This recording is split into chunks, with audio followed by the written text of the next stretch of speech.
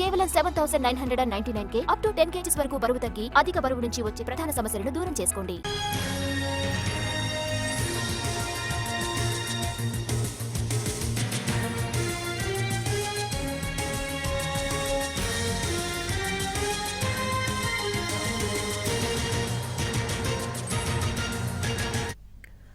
రైతు భరోసా నిధుల విడుదలకు తెలంగాణ కేబినెట్ ఆమోదం తెలిపింది. ఈ నెల 31న రైతుల ఖాతాల్లో జమ చేయనుంది.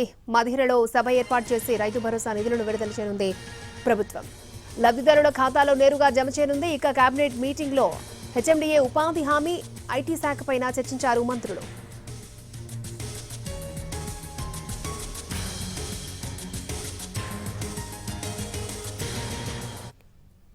రైతు భరోసా నిధుల విడుదలకు తెలంగాణ కేబినెట్ ఆమోదం తెలిపింది. ఈ నెల 30న రైతుల ఖాతాల్లోకి జమ చేయనుంది. పూర్తి డీటెయిల్స్ అందించడానికి మా ప్రతినిధి చారి మనకు అందుబాటులో ఉన్నారు.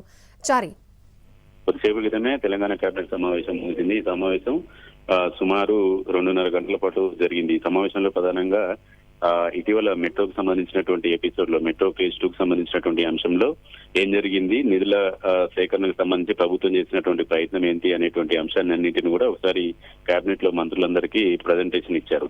ఆ తర్వాత ఇప్పటి వరకు కొనుగోలు చేసినటువంటి ధాన్యం, ఇంకా మిగిలి ఉన్నటువంటి ధాన్యం కొనుగోలుకు సంబంధించి ఇప్పటి వరకు రాష్ట్ర ప్రభుత్వం సేకరించినటువంటి ధాన్యంను కేంద్ర ప్రభుత్వం తీసుకోకపోవడానికి సంబంధించినటువంటి అంశం మీద కూడా చర్చ జరిగింది. వీటితో పాటు హెచ్ఎండిఏకి సంబంధించినటువంటి అంశం, ఐటీ శాఖకు సంబంధించినటువంటి వాటితో పాటు ఉపాధి హామీ పనులకు సంబంధించినటువంటి అంశాలన్నింటి మీద కూడా చర్చ జరిగింది. ఫైనల్ గా రైతు భరోసా నిధులకు సంబంధించినటువంటి అంశం మీద కేబినెట్ ఒక నిర్ణయం తీసుకుంది. ఈ నెల 30వ తేదీ నుంచి రైతుల ఖాతాలోకి డబ్బులు జమ చేయాలని నిర్ణయించుకుంది. రోజువారీగా గతంలో ఎలాగైతే రోజువారీగా రైతుల ఖాతాలోకి డబ్బులు వేశారో అదే విధంగా ఈ నెల 30వ తేదీన మధిర హెడ్ క్వార్టర్ గా ఈ ఒక బహిరంగ సభను ఏర్పాటు చేసి దాని నుంచి రైతుల ఖాతాలోకి డబ్బులు జమ చేసేటువంటి కార్యక్రమానికి శ్రీకారం చుట్టాలని నిర్ణయించుకున్నారు. దానికి సంబంధించినటువంటి నిధుల సేకరణ, నిధులకు సంబంధించినటువంటి అంశాలన్నిటి మీద కూడా ఈ కేబినెట్ లో చర్చ జరిగింది. ఓకే చారి.